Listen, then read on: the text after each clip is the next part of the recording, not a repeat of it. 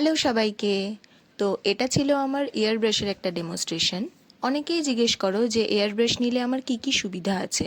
তো air ব্রাশের makeup তোমার তো অনেকক্ষণ লং লাস্টিংও করে, আর তার সাথে তোমার একটা গ্লোই ডুই স্কিন ফিনিশ মেকআপ দেয়। কিন্তু এটা মেকআপ, এটা কোনো ম্যাজিক নয় যে আমরা যতই ইন্টারন্যাশনাল যতই দামি দামি লাখ টাকার মেকআপ দিয়ে দিলাম তো তোমার গরমকালে মেকআপ একদম অ্যাজ ইট ইজ ওরকমই থাকবে, তুমি ধরধর করে ঘামছো, তারপরও মেকআপ একটু এদিক থেকে ওদিক যাবে না। দেখো, ঘাম আমরা কন্ট্রোল করতে পারি না, এটা তোমরা আগেও অনেকের কাছ থেকে শুনেছো, আর এটা সত্যি কথা। ঘামকে কন্ট্রোল করতে আমরা পারি না, ঘাম শরীরের ভেতর থেকে আমাদের একটা আসে। তো ওটার জায়গায় আমরা কি কি মেনটেন করলে আমাদের মেকআপটা অ্যাজ ইট ইজ স্টে করবে।